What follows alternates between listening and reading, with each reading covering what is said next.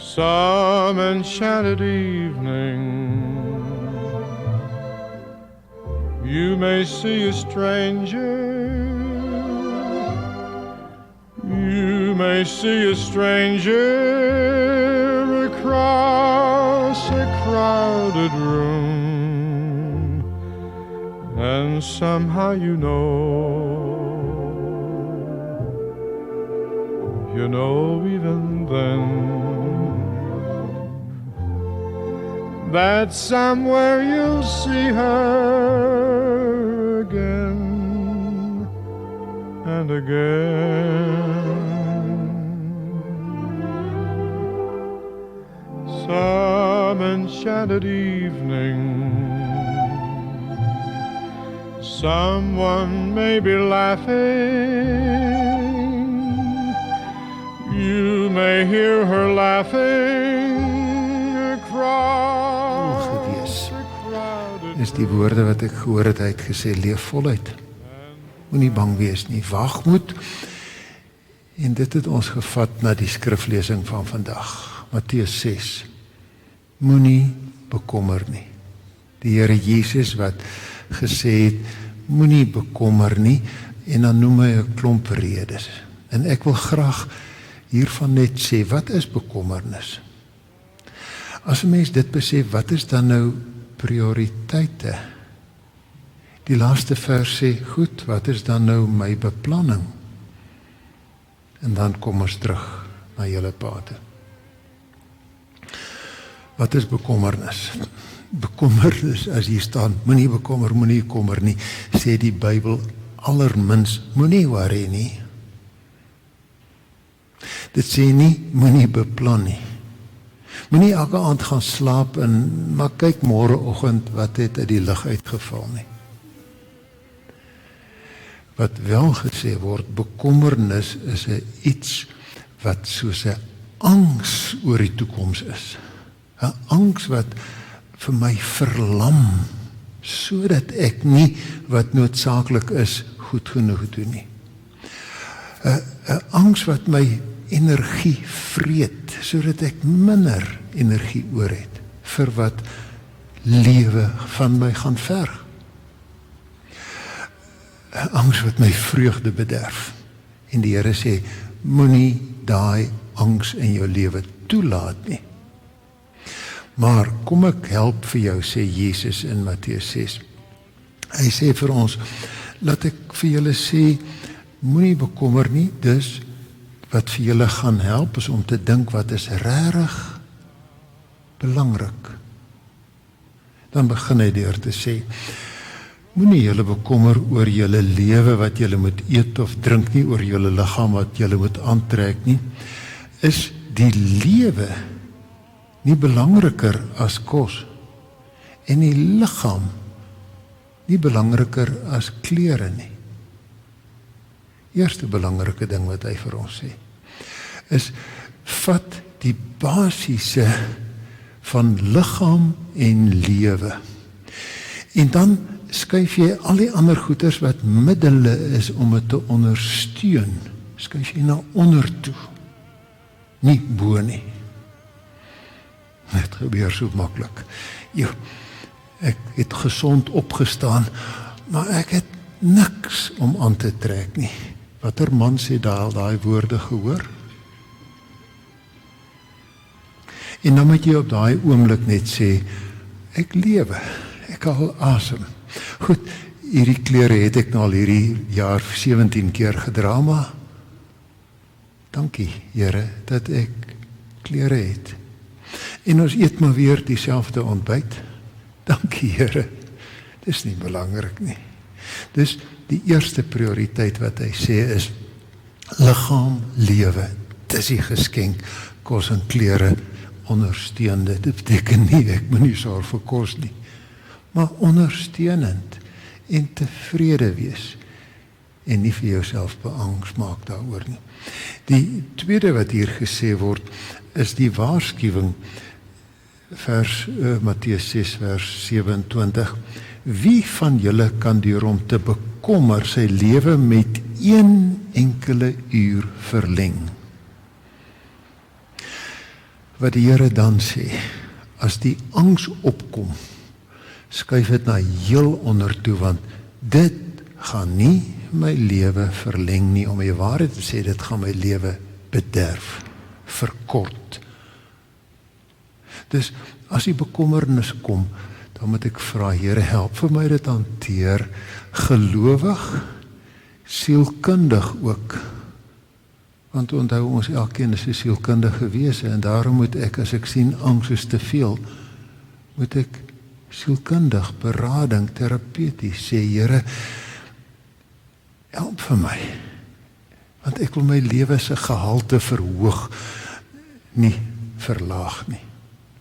Die derde wat gesê word, is, kyk 'n bietjie na die veldlelies. Nou, as veldlelies en gras van die veld, hier word gesê, kyk na die voëls van die hemel, hulle saai nie, hulle oes nie, maak nie by mekaar nie, die hemelse Vader sorg vir hulle, en eentjie verder aan, kyk hoe groei die veldlelies, hulle soeg nie, maak nie klere nie, en selfs Salomo in al sy pragt was nie geklee soos een van hulle nie. En as God dan die gras, nie eers die blomme nie, wat vandag nog daar is en môre verbrand word, so versier, hoeveel te meer sal hy nie vir julle sorg nie, klein gelowiges. Goed, hy het gesê liggaam, klere onder dit, dan sê hy, kyk 'n bietjie af na onder toe. Plante is eendag mooi. Toe ek klein was daar 'n blommetjie wat ek eintlik die afgelope jare glad nie weer gesien het nie. En hy is letterlik genoem die eendaglelie. Weet nie of julle hom al onlangs gesien het nie. Want hy is eendag mooi, dan is hy verwelk. Maar daai dag is hy mooi. En as die Here dan sê, veldgras, voëls, lelies, hy is onder en hy sorg so daarvoor. En julle is hier bo, dan gaan dit mos vir my rustig maak. God sorg. Laaste in prioriteit is dat hy sê, moet julle nie bekommer oor wat julle eet of drink en aantrek nie, dis goed waar die ongelowiges begaan is. Nee, beywer julle allereers vir die koninkryk van God en die wil van God, dan sal hy julle ook al hierdie dinge gee. Dus lelies onder, klere tweede, my eie lewe daar bo is God. En as ek dus daai dag met vervlenterde klere en 'n moe liggaam in die bed klim en sê ek het liefde uitgelewe, dan sê ek goeiedag. Prioriteite was reg. Dis die prioriteite. Nou, die laaste versie wil ek sê, dit gee vir ons 'n styl van lewensbeplanning. Laaste versie sê, moet julle dus nie oor môre bekommer nie, want en nou is hier 'n baie interessante, amper ontstellende laaste 2 reeltjies. Môre bring sy eie bekommernis en elke dag bring genoeg moeilikheid van sy eie. Die Here sê nie, glo in my, dan hoef jy nie te worry nie, alles sal uit die hemel uitval. Hy sê, as jy weet wat belangrik is, dan beplan jy vir môre, soek eers God se koninkryk. God eerste, en dan daarna begin jy verantwoordelik beplan oor die moeilikheid wat gaan kom. Ek verwag dit gaan kom. Ek gaan nie my energie so swak beplan, dat ek oor volgende jaar se moeilikheid beplan nie. Ek vat dit porsie vir porsie. Ken jy 'n uitdrukking, hoe eet 'n mens 'n olifant? Happie vir happie. Dus ek vat my bekommernis happie vir happie. En dan gaan sit ek beplan en ek leef verantwoordelik. In die eerste versie is daar gesê, die voëls van die hemel, die Here sorg vir hulle. Maar daar's nogal 'n les uit 'n voeltjie. 'n Voeltjie sit nie heeldag op die takkie en wag dat die Here vir hom saad uit die hemel uitgee nie. Hy word wakker so vroeg, lank voor ons almal. En dan begin hy rondvlieg en hy soek vir sy kos. Hy doen iets, want God sorg vir hom. Dus, moenie heel jaar vakansie hou nie. Gaan werk toe. Beplan dag vir dag. Dis die beplanning. God eerste, dan my eie verantwoordelike beplanning tweede. Dis die preek van Johannes 6. Is dit iets wat met Pa se lewe geruim het? God eerste. Verantwoordelike beplanning tweede, maar verantwoordelike beplanning. Nie bekommer nie, want dis angs wat ek by God moet gaan neersit om rustigheid te kry. En dis dink ek wat ek gehoor het. Leef voluit. Moenie beangs wees nie. Vat die waagmoed. En onthou, dis maar wat ons vir ons kinders ook moet leer, want hulle is bang vir skool toe gaan en bang vir boomklim. En dan moet 'n pa nie sê, pas op, jy gaan val nie. Wees moet sê, wag dit, hier staan ek sal keer, ek sal help, sodat dit die sielkundige styl is. Dis wat ek gehoor het. Leef voluit. Iets anders wat ek gehoor het, wat ook hierby aansluit, ek hoor Pa en Ma het nogal Suid-Afrika propvol getoer, toe sy nog geleef het. Ek vermoed hulle het 'n paar leeu's en olifante gaan bekyk. En blomme, dalk in Namakwaland. Ek vermoed hulle het meer preke daar gekry as van die dominee wat dit maar net verwoord. Want die Here preek met jou wat jou oë sien, soms helderder. En dan kom jy terug met 'n rustigheid. Tjoh, die Here sorg vir olifante ook. En dan weet 'n mens, daar's ook ander prioriteite wat jy dalk raak gesien het. Mense is die belangrikste. Iets besonders wat ek gehoor het, is dat julle almal oggend en aand 'n WhatsApp gekry het. Of dalk minstens die kinder, ek weet nie of hy deur die kleinkinders ook gehardloop het nie. Maar dit sê, wat is die belangrikste? My erfporsie of my liefde met 'n WhatsApp. En dan weet ek ook dat as hy 4 kinders grootgemaak het, dan het hy waarskynlik sente gerek. Maar beplan en gesorg. Die voeltjie het nie gesit en wag dat die kos uit die hemel uitval nie. Maar nogal gewerk saam met Ma. En julle het kos en klere gehad. Wat doen 'n mens as jy dit raak sien? Jy sê, dankie Pa, dankie Here. En dan vat jy sy oudtydse lewenstyl en waardes, en jy gaan leef het in die moderne wêreld uit. Dis hoe die Here geloof deur die eeue oorgedra het, min met engele, meestal met pa's en ma's. En oupas en oumas. En familie. Ons het gedink, kom ons dank. Hemelvader, dankie vir u goedheid en u guns.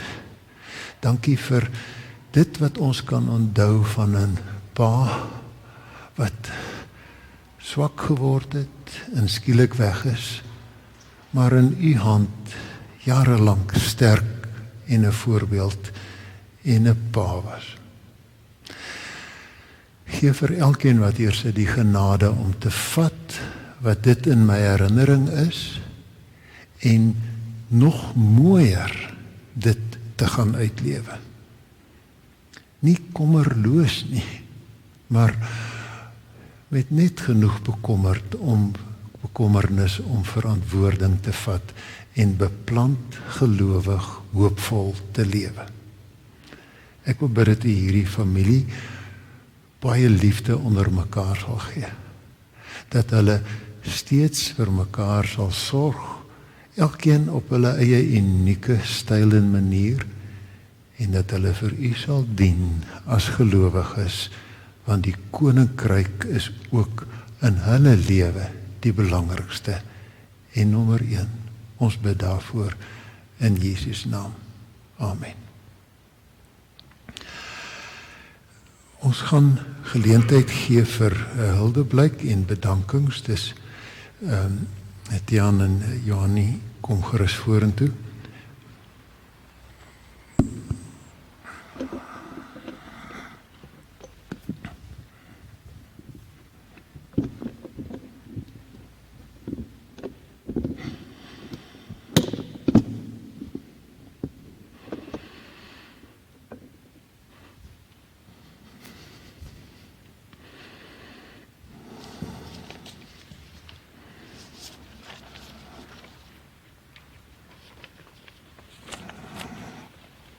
Goeiemôre julle. Het is my voorreg om die begrafnisbrief saam met julle te lees. Julle is welkom saam te volg. Daar het ons so baie geleer, maar nie om tot ziens te sê nie. Bly positief, vertrou op God, glo in jouself, geniet die lewe, leef voluit. Moenie dat mense en dinge jou onderkry nie. Die lys kan aangaan tot die son weer opkom. Saamgevat, daar het nie 'n meer positiewe en optimistiese mens op die aarde geloop as ons dad. Ons wil vir Dad dankie sê vir al die lewenslesse, die kussingspak slaag gee en die voorbeeld wat Dad vir ons was. Die voorbeeld van ouerliefde en liefde tussen ons ouers en kinders. Dis alles en nog meer wat Dad ons geleer het. Ek weet, Mami kon nie langer wag om weer blomme saam Dad te kyk nie. Nou het hulle beslis, nou het hulle die beste sitplek in die mooiste tuin. I am jealous of the angels, maar geen Dad, die rus saam met Ma. Dankie Dad vir elke les, elke grappie, elke oomblik wat ons Dad kon noem. Tot ons Dad weer sien, geen wat meer drukkie, sal altyd Dad se nagedagtenis koester.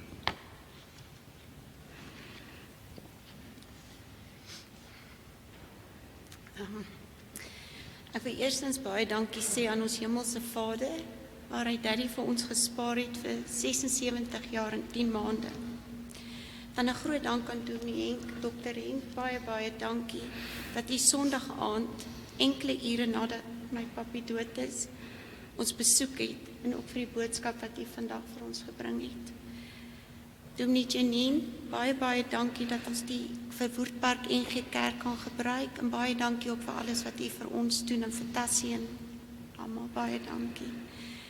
Dan baie dankie Tiaan, Tassie vir al die reëlings vir die roudiens en ook al die ander saakies wat nog afgehandel moet word. Baie dankie daarvoor. Dan ook aan al Daddy se WhatsApp vriende. Hy het altyd gespog hoe baie hy gehad het. Dit was vir hom 'n hoogtepunt om te sê hy het 30 of plus. Baie dankie. Dan 'n groot dank ook aan die paramedics wat opgedaag het so Saterdag en toe ook Sondag en Kobie, dankie dat jy ook daar was saam met hulle. Dan Afpop vir hulle vinnige optrede ook daarna. Dankie oom Pat en die Silly dat julle julle plekkie vir my Sondag aand oopgemaak het. Baie dankie. Dankie aan elkeen wat vandag hier is vir die laaste eerbetoon aan ons papi, oupa, swaar, oom en vriend. Dankie aan elkeen wat ook die diens kyk by die huis, omdat die omstandighede nie altyd is soos ons dit graag wil hê nie. Baie dankie aan familie en vriende se boodskappe, ondersteuning en liefde. Dankie Kobie, dat jy altyd vir Daddy so jou spitsvondigheid het ons almal altyd laat lag. Jou humorsin. Dankie daarvoor. Tiaan, ek het 'n ander woord hier gehad, dis die Johan Reenmorne, ek mag dit nie gebruik nie. 'n laat lammetjie. Jy het Mami en Daddy jonk gehou en dankie dat jy die laaste tyd daar was om my te help met Daddy. My sussie, Kaatjie, my swarie Kobus. Dankie dat Daddy die laaste week by my gebly het omdat jy COVID gehad het. Dit was baie spesiaal. Dankie dat jy so mooi na Daddy gekyk het en elke aand geloop het om te kyk of hy toegemaak is, dat hy lekker slaap. En laaste wil ek sê dankie aan ons hemelse pappa. Laat hy ons in hierdie moeilikheid tyd dra. En laat ons oë nie vestig op die nou en die hier en die probleme en die hartseer nie, maar laat ons weet hoekom ons is eintlik hier op aarde, om God te verheerlik. Mag sy naam altyd verheerlik word in ons lewens. Dankie. Dankie vir ietsie van baie meer in enkele woorde wat julle gesê het. Ons gaan die diens afsluit met 'n gebed en daarna is daar ruimte vir elkeen om 'n kersie te kom aansteek. Ons kan nie altyd uitdrukking gee op 'n manier in hierdie COVID-tyd wat ons gewoond was met 'n begrafnis nie. En dit herinner ons dat hoe klein ons is in die wêreld se oë, of wat het ons so pas gelees? Dis waar die Here ons sit, net onder hom.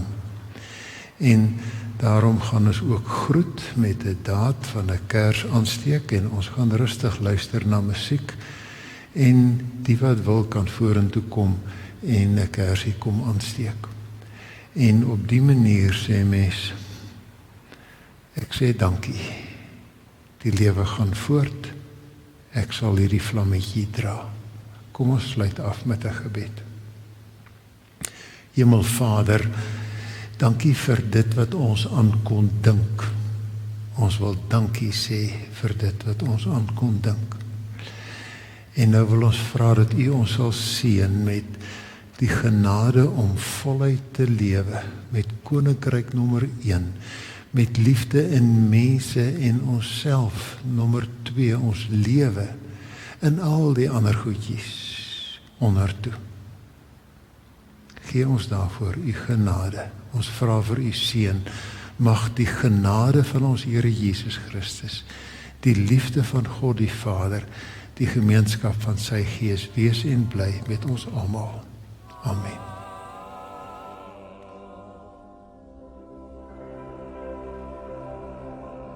O Lord, my God, when I in awesome wonder consider all the worlds thy hands have made, I see the stars, I hear the rolling thunder, thy power throughout the universe display. Sing it, fellas. When Christ shall come with shout of acclamation to take me home, what joy shall fill my heart. Then I shall bow in humble adoration and there proclaim, oh my God, how great thou art. Then sing my soul, Savior God, to thee.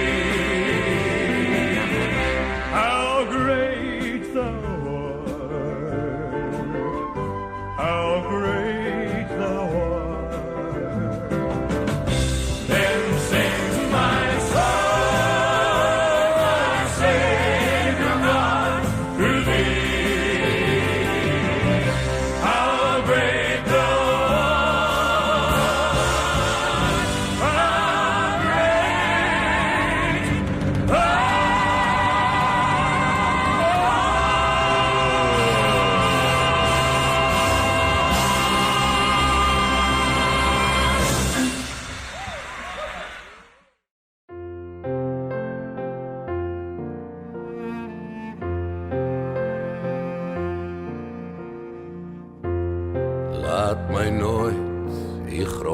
laat nie. Laat my in u skadu bly. Gee dat elke aardse vreugde en vrees eindelik nietig word vir my. Elke afdraai paadjie ken ek. Elke keer het ek verdwaal. Elke keer het u my iewers kom haal. Maak dit hier die laaste maal.